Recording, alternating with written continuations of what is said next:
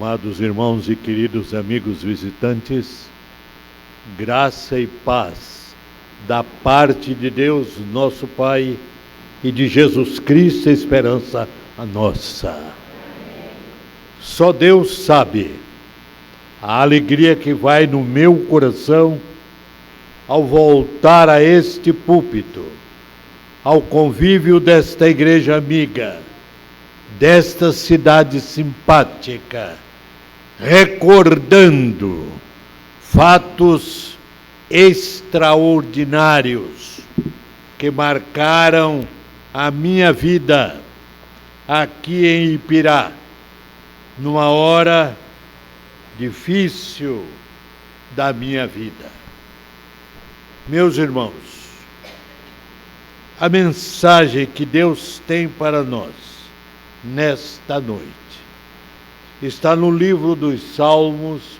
Por favor, abra sua Bíblia. Livro dos Salmos, no capítulo 118.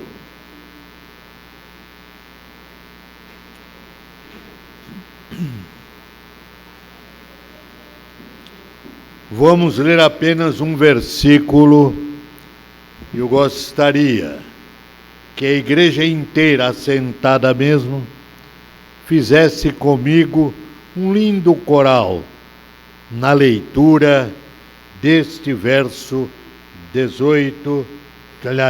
24 do capítulo 118.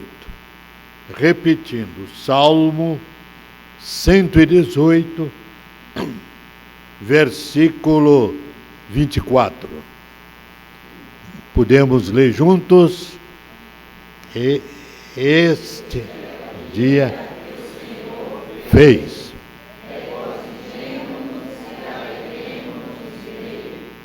Amém. Que o Espírito Santo de Deus, que dos céus inspirou esta palavra, aplique com poder e graça ao nosso coração.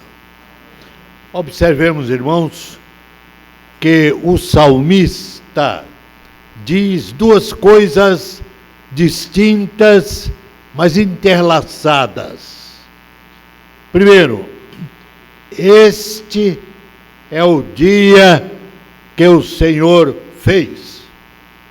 Segunda frase, regozijemo-nos e alegremo-nos nele. Meus irmãos, para o salmista, este dia que o Senhor fez era um dia especial.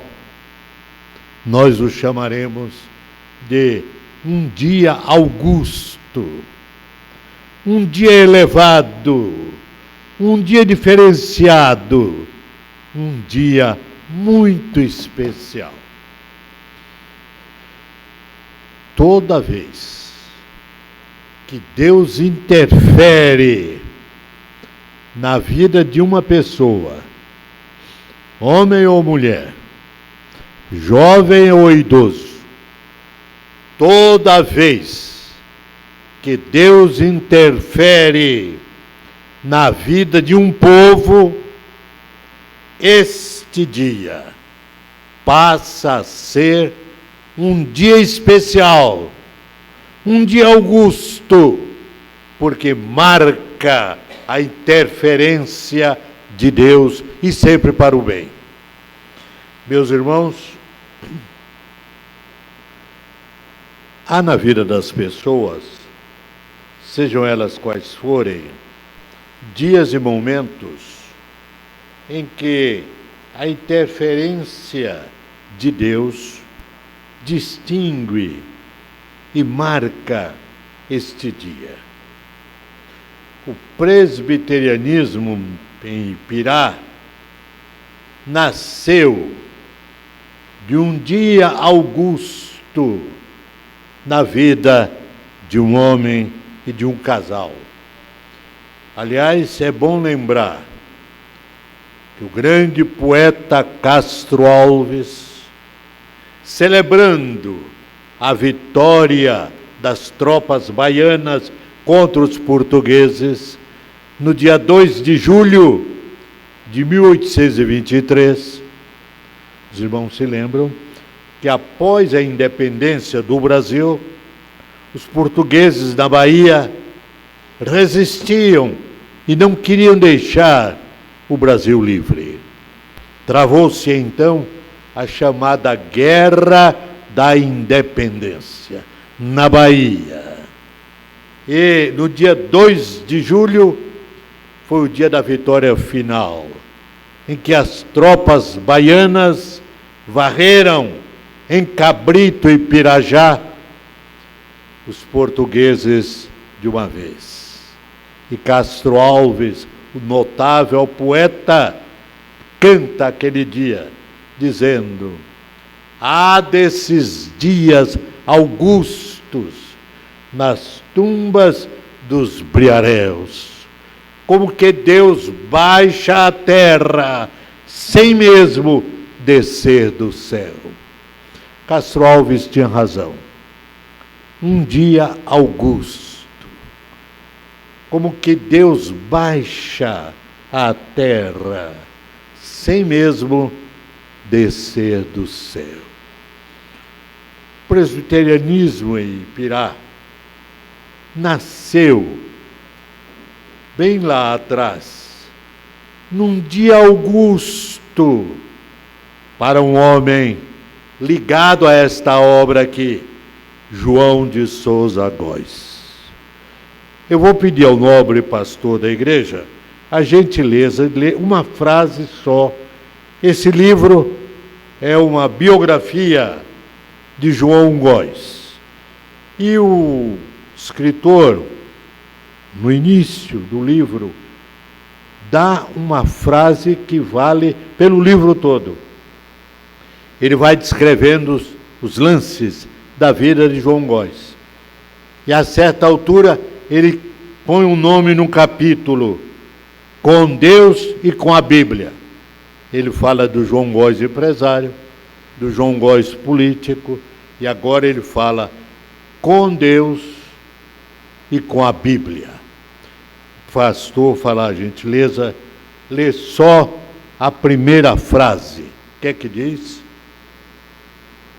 A partir de 1970, o casal João Góes encontra as portas da paz na Igreja Presbiteriana da Bahia. Obrigado. Observe, irmãos, repitam isso no seu coração e na sua mente.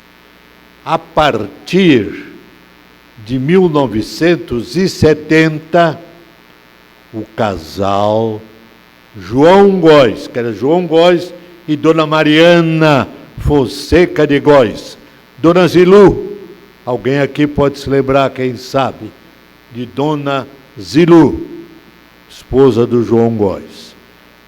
O casal encontra as portas da paz na Igreja Presbiteriana da Bahia, que é a mãe dessa igreja aqui, a Igreja Presbiteriana da Bahia.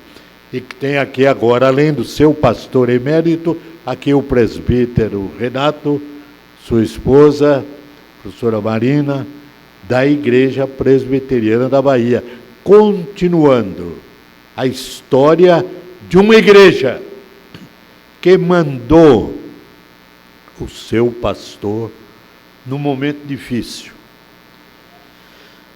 Passava mais ou menos o ano de 1970, como disse o livro, quando numa noite eu subia para o púlpito, e o nosso templo da Igreja Presbiteriana da Bahia é muito comprido. Quem conhece lá sabe, muito comprido. E lá, no terceiro banco de lá para cá, estava sentado um homem estranho. Eu nunca tinha visto aquele homem no nosso auditório. Alto, cabelo meio grisalho, pele tisnada, muito parecido com um ministro do governo brasileiro, o ministro Mário Andreasa. Não sei se alguém chegou a conhecer o ministro Mário Andreasa. Mário Andreasa era ministro dos transportes no governo do general Emílio Médici. E ao olhar aquele homem assentado lá no terceiro banco, tomei um susto, porque a minha impressão é que estava ali o Mário Andreasa. Tão parecido era. E eu fiquei impressionado com a presença do Mário Andreasa ali. E fiquei atento para falar com ele no fim. Mas terminado o culto, nós impetramos a bênção e a igreja canta o Amém Tríplice. Amém, amém.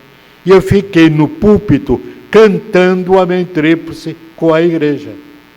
E quando cheguei à porta, o homem já tinha ido embora. Perdi o Mário Andreasa. E disse comigo mesmo, se Deus quiser que ele volte domingo vindouro, espero pegá-lo à porta. E a mesma coisa aconteceu. Quando terminamos cantando o Amém Tríplice, ele escapuliu e eu perdi mais uma vez o homem. Aí eu orei a Deus, Senhor, me ajuda a pegar aquele homem à porta. Ele não está ali por acaso, ele está dentro de um plano teu. Porque, meus irmãos, Deus é o soberano. E não há acasos nos planos de Deus. Na sua vida, jovem, ou senhora, ou senhor crente, não existe o acaso. É o plano de Deus em sua vida. Ele tem um plano para cada criatura, diz o poeta sacro. Deus tem um plano para cada criatura. Para a minha vida, para a sua vida, para a vida de todos nós. Este plano foi preparado desde o começo da eternidade. Por isso Jesus veio. A vinda de Jesus ao mundo não foi um acaso histórico, não foi um acontecimento fortuito, não. A vinda do Senhor Jesus a este mundo foi parte mais elevada, do plano mais elevado de Deus para a humanidade. Assim foi conosco. Eu estava como pastor da Igreja Presbiteriana da Bahia há muitos anos. E de repente entrei numa situação difícil quanto à minha saúde. Tornei-me vítima de uma crise de hipertensão incontrolável. Foram vários os médicos, foram várias as clínicas, mas nada resolvia. Aquele problema estava muito acentuado. Até que um médico me deu um conselho. Ele disse, olha, pastor, eu vou lhe dar uns remédios, mas o melhor para o senhor é se afastar um pouco. O senhor anda correndo muito, trabalhando muito, expondo-se muito. E era assim mesmo. Que Deus me perdoe, eu era meio exagerado. Umas senhoras se reuniram uma vez, lá da igreja, não sei se alguém conheceu, a dona Glorinha Nunes, a dona Raquel Gabriele, mulheres ilustres líderes da igreja, fizeram lá uma reunião e me chamaram. Era uma espécie de uma advertência que as ovelhas iam fazer ao pastor. Disseram, reverendo, queremos dar uma palavra com o senhor. Eu disse, perfeitamente, minhas irmãs. Manda quem pode, obedece quem tem juízo. Suas ordens. Aí elas falaram, como mães que eram, para mim. Eram senhoras já bem avançadas em idade, ilustres líderes da igreja, e elas me disseram: nós estamos vendo e percebendo que o senhor está correndo mais do que deve, mais do que precisa, e nós estamos aqui para lhe pedir, diminua um pouco o ritmo. E aí dona Glorinha disse: reverendo, a corda muito esticada quebra. Olha a frase: a corda muito esticada arrebenta. E arrebentou mesmo. Não aquela hora, mas depois arrebentou. Mas essa é outra história que eu contarei depois. Então o médico me disse: reverendo, saia um pouco do trabalho, vá para um lugar distante, onde ninguém o conheça, para não convidá-lo para pregar, para uma fazenda, quem sabe. Aí o João Góes entra em cena, porque aquele Mário Andreasa que eu estava vendo no terceiro banco da igreja era o senhor João Góes, que na terceira vez consegui pegá-lo. No terceiro domingo eu disse: meu Deus, se aquele homem vier hoje, eu vou pegá-lo. E ele veio, terceira vez. Ele já estava se entrosando com a igreja, gostando do culto da igreja. Deus estava agindo na vida dele, não era por acaso. Terminado o culto daquela terceira noite, eu não cantei o Amém Tríplice com a igreja. Impetrei a bênção, e quando a igreja começou a cantar, eu desci do púlpito como uma flecha, e fui lá para a porta.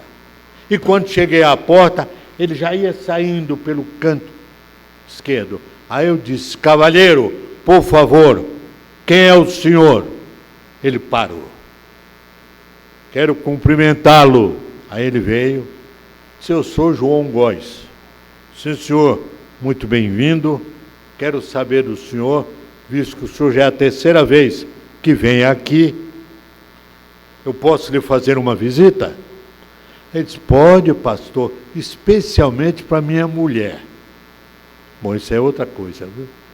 Especialmente para minha mulher, a dona Zilu. Marquei a visita, mas daquela semana ele sofreu um acidente. E aí o reverendo Otacílio Alcântara me telefona e diz: reverendo Edésio, o Gozinho sofreu um acidente. Eu disse: irei lá visitá-lo. E aí preparei um grupo, inclusive o presbítero Heraldo Rocha, se lembra? Uma bênção de Deus na vida da igreja da Bahia, hoje já na glória, e o Heraldo Rocha foi comigo. Chegamos à casa do Gozinho, ele estava convalescendo na cama, tinha voltado do hospital por causa do problema do acidente, e a esposa dele, com uma filha mais velha, me receberam muito bem, a mim e ao presbítero Heraldo. E fomos para o quarto onde estava o Gozinho. Ali falamos, ali lemos a Bíblia e ali oramos. Cantamos um hino e oramos. Na saída, cumprimentando a dona Zilu, e disse: dona Zilu, o seu marido está nos dando a alegria da visita à nossa igreja. E eu gostaria que esta visita fosse ampliada, essa alegria fosse ampliada. Convido a senhora para visitar também a nossa igreja. Ela disse: eu irei, pastor. Era uma mulher muito resoluta, dinâmica. Era sim, sim, não, não. Irei. Qual é a hora? Eu disse: domingo próximo, às 9 horas da manhã, começamos o culto e a senhora será muito bem-vinda. Não é bem-vinda porque eu estava na casa dela. Nós teremos prazer. Ela disse: eu irei. A resolução dela foi tão forte que me impactou. Cheguei na igreja antes do domingo e preparei uma comissão constituída da minha esposa Aldira, de Dona Honorina Menezes, de Dona Glorinha Nunes, para recepcionarem a Dona Zilu e lhe darem toda a atenção. Era a primeira vez que ela ia entrar numa igreja presbiteriana. E eu reservei o primeiro banco para ela e disse às 3, olha, vocês ficam ao lado dela. Na hora de cantar, ofereço o inário. Na hora de ler, leiam a Bíblia com ela. E assim as senhoras estavam fazendo. Mas as atenções eram tão grandes, e ela muito astuta, muito inteligente, desconfiou, né? Dizem que quando a esmola é muito grande, o santo desconfia. Aí ela se virou para a comissão e disse: olha, senhoras, eu sou católica. Como quem diz, não quero muita conversa. Eu sou católica. Estou aqui a convite do pastor. E aí as senhoras, sim senhora e tal, aquietaram um pouco mais. Mas ao sair lá da porta, eu saí primeiro, naturalmente, e ela acompanhou a fila, que saía. Chegou a vez dela. Cumprimentei-a. Dona Zilu, muito obrigado pela visita. Ela disse: eu voltarei à noite. Eu nem convidei. Eu voltarei à noite. Oh, glória a Deus. Quer dizer que o Espírito de Deus já começou a fazer a obra. E à noite Dona Zilu voltou, para nunca mais sair. Esse é o dia que o Senhor fez. É o dia em que Deus opera na vida de alguém e na vida de um povo. Foi o dia na vida do salmista. Algo de extraordinário acontecera. E ele marcou aquele dia e disse: este é o dia que o Senhor fez. Regozijemo-nos e alegremo-nos nele. Meus irmãos, Deus sempre faz dias especiais na vida daqueles a quem ele elege. Foi assim com João Góes. A Dona Zilu voltou naquela noite e nunca mais saiu da igreja. Procurei dar ao casal uma atenção pastoral muito grande. Eu estou dando um relatório do que Deus fez. Note bem, não atribua a mim coisa alguma, ao Senhor toda a glória, só a Ele. Então, movido pelo Espírito Santo, que me deu por sua graça a vocação pastoral, eu procurei dar àquele casal, àquela família, uma atenção pastoral muito grande.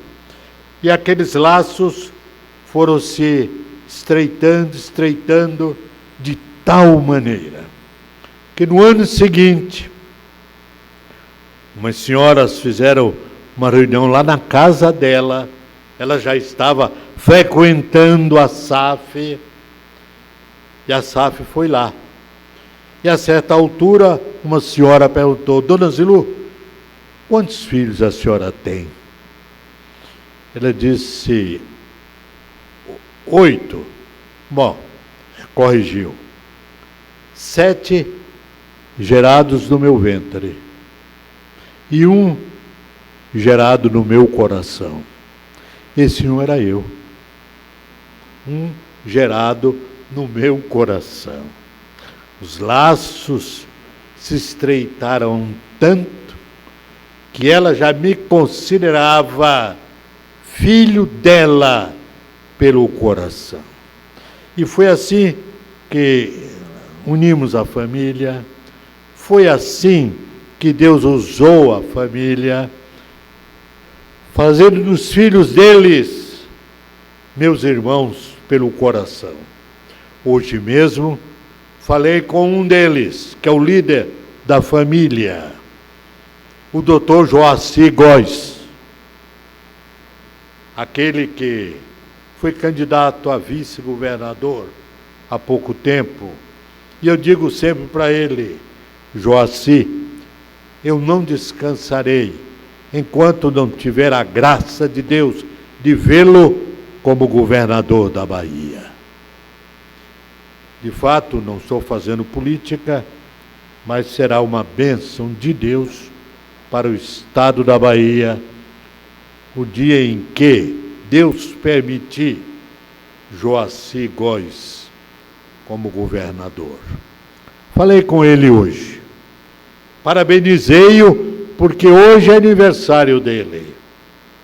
E foi nesta data que ele estava aqui com todos os irmãos, com toda a família, porque nós, pela graça, estávamos, meu caro pastor, inaugurando esse templo. 25 de agosto. Havia uma fita bonita, amarrada de um lado a outro, e todo o povo se concentrou lá fora para cortar a fita de inauguração. Na frente estava Dona Zilu, ao lado João Góes, do outro lado eu, do outro minha esposa, e aí vinha um grupo. Foi quando Zilu desatou a fita, soltou a fita no chão e a igreja se levantou cantando glória, glória, aleluia, vencendo vem Jesus. Foi assim que inauguramos este templo. E aí, logo em seguida, seguiu-se um lindo culto. Pregador daquela noite, o reverendo João Campos de Oliveira, de Pernambuco, meu velho amigo, colega lá de Pernambuco. Ele foi o pregador da noite. E naquela noite foram recebidos aqui, por profissão de fé e batismo, 12 pessoas. João Góes, Zilu Góes e mais 10 pessoas. Inclusive Odete. Cadê o filho de Odete? Está aí? Está onde o filho de Odete? Está lá em cima. Odete foi uma delas e mais 10 pessoas. 12 pessoas foram recebidas aqui na noite da inauguração deste templo. Assim, meus irmãos, era o feito de Deus. Grandes coisas fazia Deus na cidade de Ipirá. Mas esse trabalho, que de maneira esplendorosa, bela, se inaugurava naquela noite, teve um começo de muita luta. Como eu disse, tive um problema de saúde. O médico me mandou afastar-me. João Góes me ofereceu a fazenda São Bento para me isolar. E eu aceitei o oferecimento. Presbítero Heraldo Rocha disse ao João Góes: João, tome cuidado do nosso pastor, não deixe que ele aceite convite de ninguém. E eu vim para a fazenda de João Góes. Comigo veio minha esposa, a minha sobrinha e meus 3 filhos pequenos. O Neander, o menor, com 6 anos e meio. Depois dele, o meu filho Júnior, pouco mais velho, com quase 8 anos. E a terceira, a minha filha Gleise Lorena, já com quase 9 anos. E vieram comigo. ficávamos na fazenda. Fizemos o primeiro culto presbiteriano em Ipirá, na fazenda São Bento, em torno da mesa da sala de jantar. Era o culto doméstico que fazíamos sempre em casa. Cantávamos, os 3 meninos cantavam um cântico, só eles 3. Aí o João Góes sugeriu: vamos fazer um culto na praça. Vamos fazer o culto na praça. Preparamos o culto para a praça. Trouxemos o coral da igreja.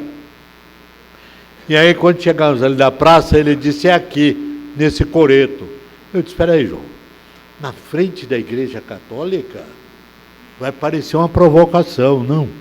Um culto protestante, aqui, debaixo dos portais da igreja católica, o que é que o padre vai achar disso? Bom, ele disse: eu não tenho nada não, eu sou amigo de todo mundo, e era mesmo. Aí subimos todos para o coreto. O prefeito da cidade, Jurandir Oliveira, subiu conosco. E aí, meus irmãos, começamos o culto naquele coreto. Nós tínhamos o serviço de som que tínhamos trazido para aquele culto. Quando começamos o culto, o serviço de som pifou.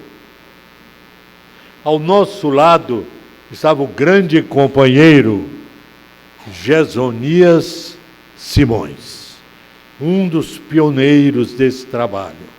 Gesonias Simões. Gesonias tinha sido diretor de banco em Salvador, era da Igreja Batista, mas passou a se congregar na Igreja Presbiteriana, dada a nossa amizade, e se tornou um grande evangelista da igreja. E Gesonias Simões tinha um serviço de som dele. O serviço nosso pifou. Aí Gesonias pega o dele e liga. E nós vamos usando o serviço de som de Gesonias. Tiraram o nosso. Daqui a pouco, o serviço de som de Gesonias pifa. E quando pifa, o prefeito Jurandir Oliveira pula daquele coreto e sai correndo para a prefeitura, que era logo ali embaixo, e trouxe o serviço de som da prefeitura, instalou rapidamente ali e continuei o sermão no serviço de som da prefeitura. E daí, a poucos instantes, o serviço de som da prefeitura pifa. 3 serviços de som. Eu entendi. Sabe por quê? Jesus contou a parábola, e a certa altura da parábola, o empregado pergunta ao patrão: o que é que aconteceu aqui, que semearam tanto joio na nossa plantação?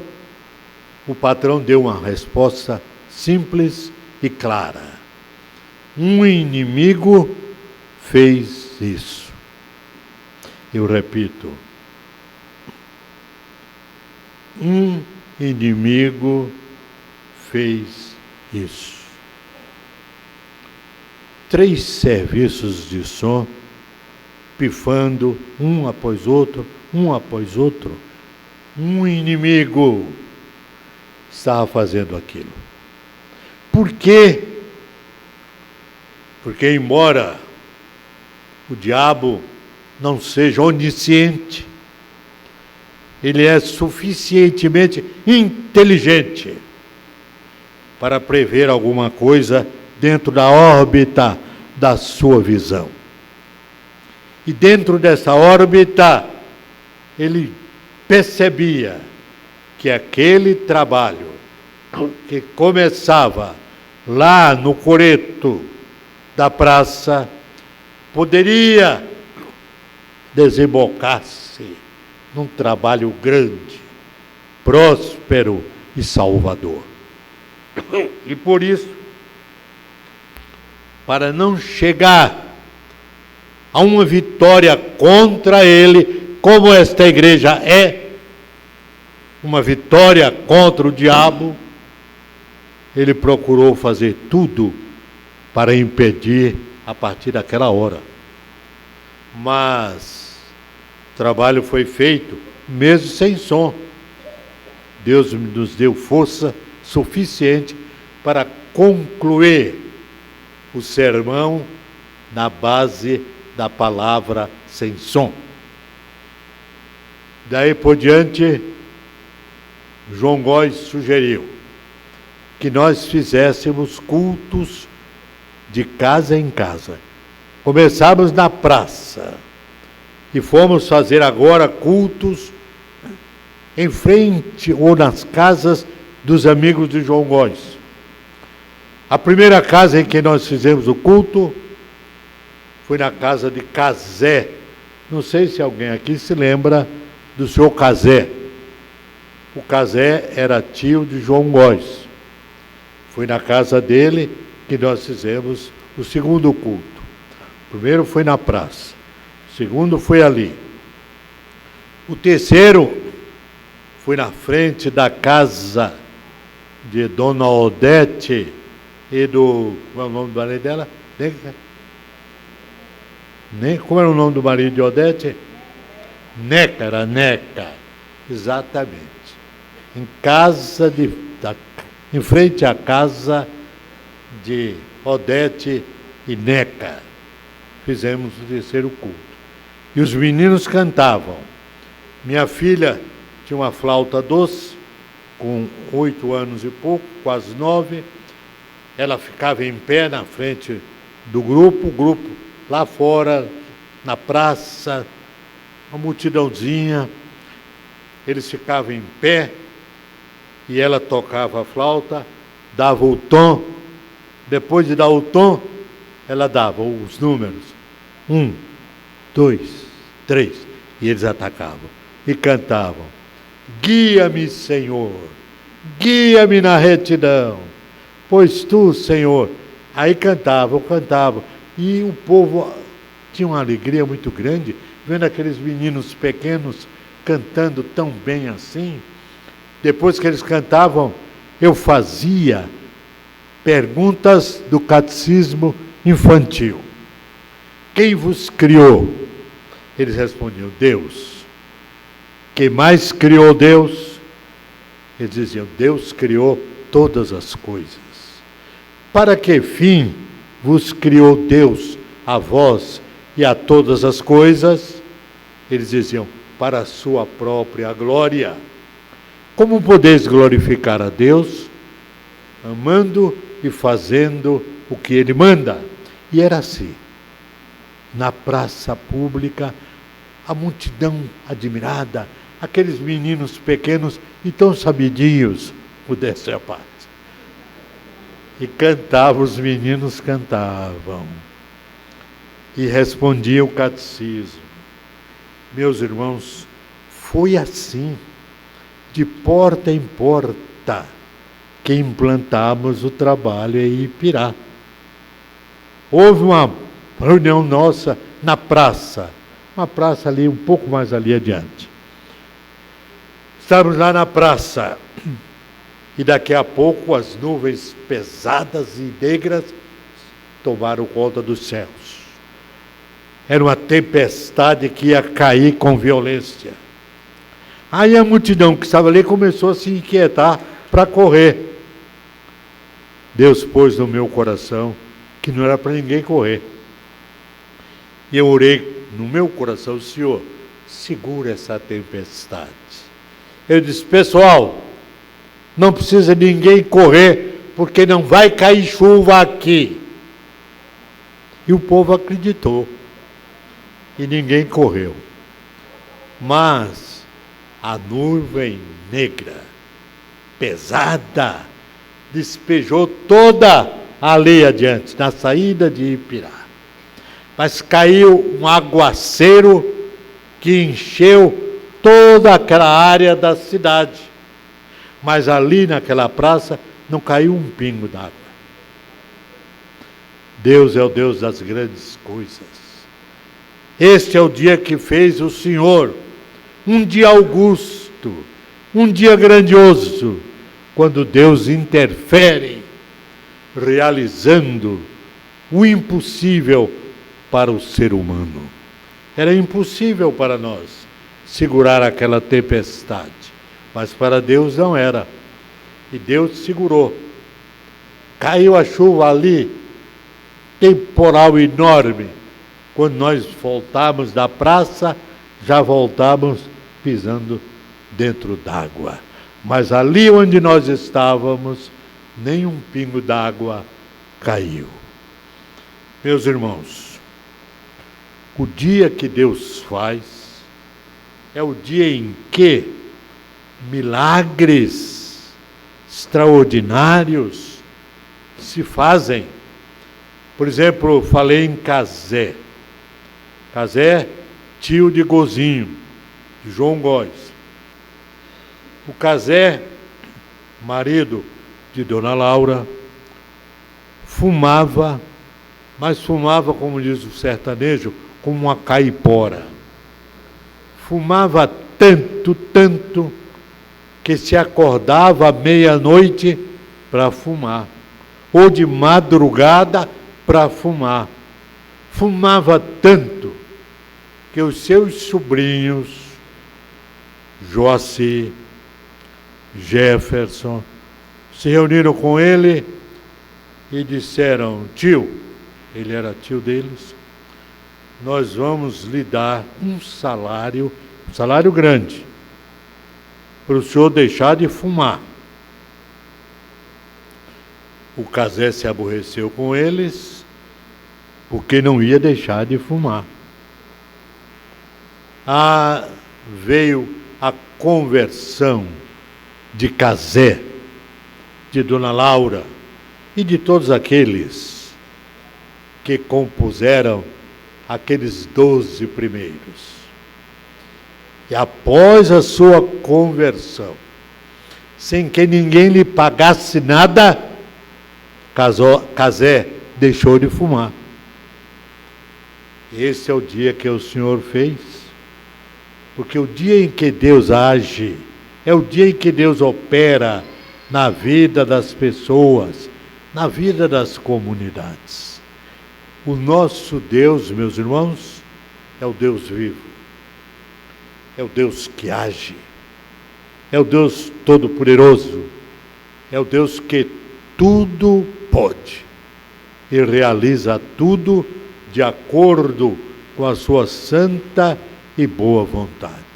Foi assim, Cazé deixou de fumar, Cazé se converteu, Cazé foi batizado com as 12 pessoas aqui, na inauguração desse templo.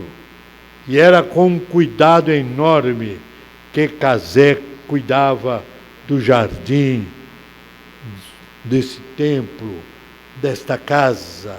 Ele se dedicou a cuidar desse templo. Meus irmãos,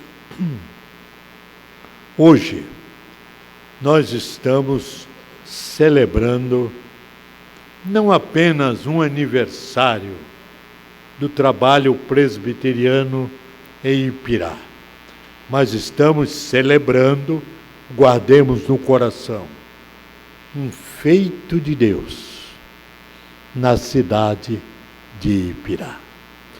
Um grande feito de Deus na cidade de Ipirá. Porque através desta igreja, muita gente tem se encontrado com Jesus. Através desse trabalho, jovens, homens, mulheres têm se encontrado com Jesus. Esse trabalho não surgiu por acaso. A minha hipertensão não me apareceu por acaso. A minha vinda para a Fazenda São Bento não foi por acaso. Deus não é Deus do acaso. Deus é o Deus do planejamento. Ele faz tudo de acordo com a sua bendita vontade e dentro do seu plano inerrante. Pense nisso na sua vida como crente. E lembre-se que Deus dirige e conduz a sua vida. Você não está no mundo ao léu, por acaso, ao Deus dará. Não. Você está dentro de um plano de Deus. Tome conhecimento disso. Entregue a sua vida a Jesus com maior intensidade. Faça do seu ser completo uma oferta para Jesus. E diga-lhe, como diz o poeta sacro: eis-me, ó Salvador, aqui. Corpo e alma oferto a ti. Serve inútil e sem valor, mas pertenço a ti, Senhor. E Ele há de aceitar esta sua oferta, esta oferenda, e há de fazer da sua vida algo grandioso, porque toda vez que Deus toma uma vida, Ele faz o seguinte: recebe aquela vida, abençoa aquela vida, engrandece aquela vida e salva aquela vida por toda a eternidade. É assim que Jesus faz conosco.